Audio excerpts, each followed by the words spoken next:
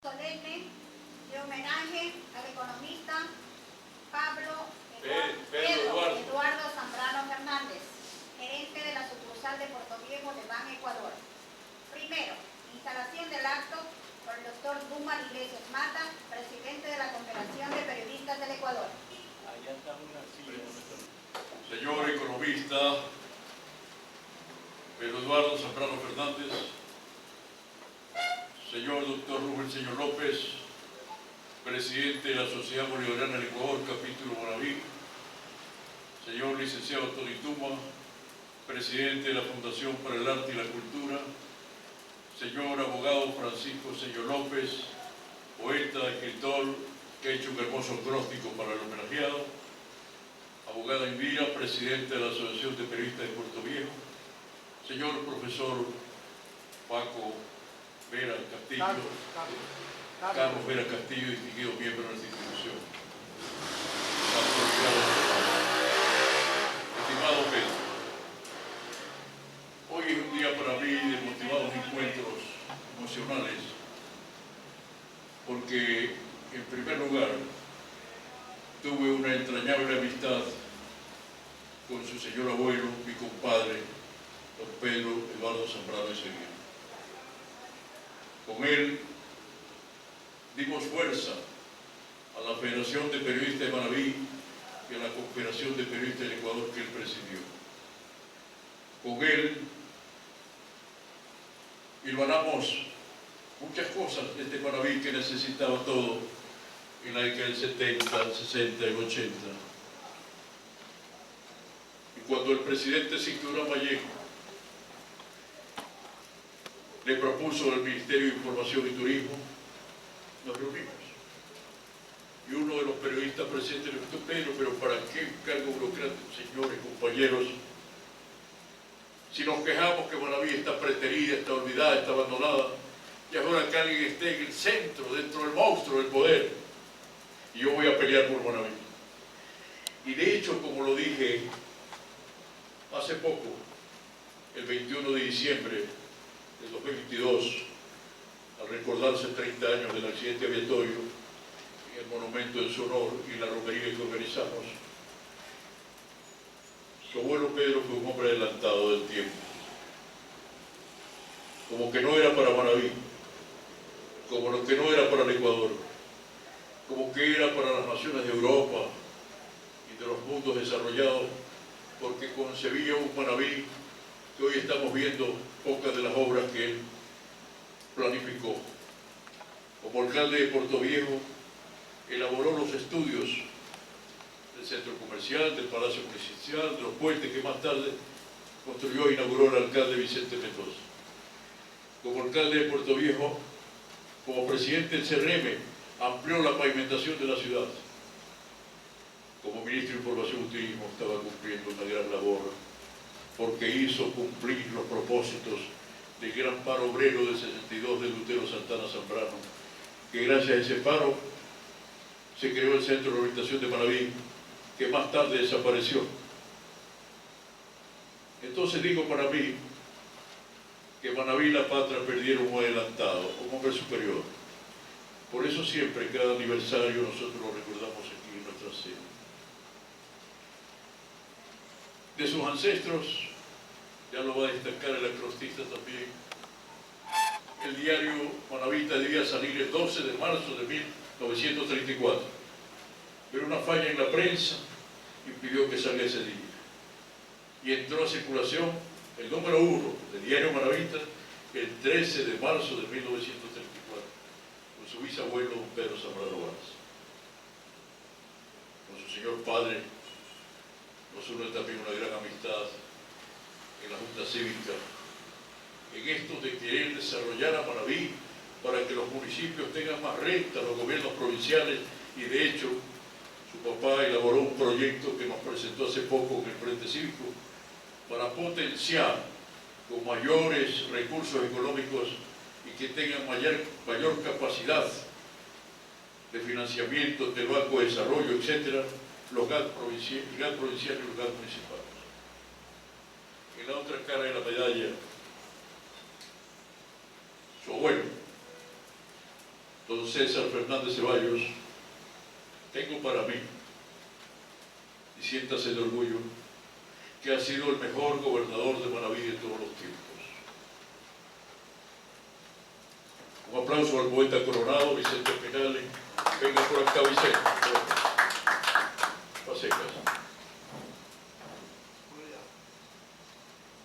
En 1995, cuando conmemoramos 100 años de la Revolución Alfarista, venga, maestro, doctor Vicente Espinal, el único poeta coronado viviente del Ecuador.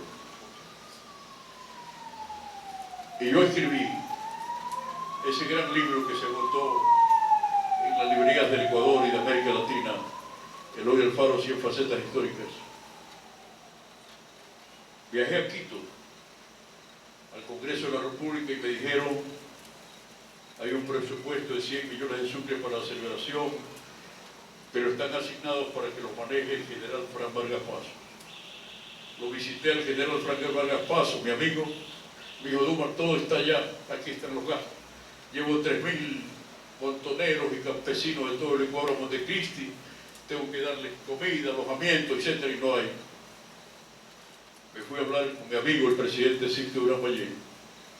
Le digo: presidente, la conmemoración de los 100 años de la Revolución Alfarista va a quedar deslucida porque no hay presupuesto. No, me dice Dumar, a todos los gobernadores de la costa le estoy asignando una partida de 50 millones de sucres para la celebración.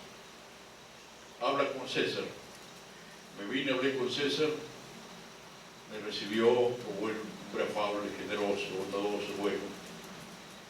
Digo: César, tengo este libro que le traigo dedicado, Eloy Alfaro, 100 facetas, de 816 páginas, la vida y obra de Alfaro, para que circule con motivo de los 100 años de la Revolución. Dice: Dumar, pero la gobernación no tiene fondos. Digo: César, le traigo una gran noticia. El gobierno está asignando 50 millones para las gobernaciones de la costa, y de 50 van a llegar. No es sabido. Llamó a la jefa financiera y delante de él y de mí hizo que llamara a Quito a financiero del Ministerio de Finanzas y de Gobierno, y le ratificaron que estaba por llegar la asignación. Entonces me dice: César, ¿qué edición tienes? Le digo: tengo 1000 ejemplares por lo pronto. ¿Cuánto es el costo? 50.000 sucres cada uno. Haz una cosa, dame el equivalente a 30 millones de sucres para yo ordenar que esto se distribuya en escuelas, colegios, universidades, juntas parroquiales, bibliotecas, etc. Y fue así como este gran libro, Eloy Alfaro, 100 facetas, pudo circular gracias a esa visión, que esa entrega de César Fernández Ceballos, que además, en un estudio que yo he realizado y que se publica en los próximos días, que le haré llegar, Pedro, un libro que se llama Manabí en la Historia, donde hago referencia a 200 años de Manabí, porque vamos a conmemorar el próximo año 200 años de Manabí como provincia. Ahí relato en la historia de los gobernadores de Manabí hasta esta fecha, que solo ha habido unos 3 gobernadores que han cumplido 4 años del periodo presidencial. Lo fue Armando Espinel Mendoza, lo fue Tiburcio Macías en su momento, y lo fue César Fernández Ceballos en el gobierno de Sixto Durán Ballén. De tal manera que César es un personaje que va a constar en mi próximo libro, porque la historia lo absolvió en algún desliz en su momento de su vida, pero hay que rescatar lo bueno y lo positivo de él. Puede transitar por las calles como transita, recibiendo el saludo y el aprecio de todos, porque fue un gran gobernador, y con él, que era interlocutor que no tenemos ante el presidente de la República, bastaba una llamada de César Fernández para que se situaran los recursos para un puente, para una carretera, para una escuela, para un colegio. Sí, tuvo la capacidad de mando como interlocutor. Pero también tenemos en su faceta, en el lado materno, a esta gran dama que ha dado ejemplo de un liderazgo social extraordinario.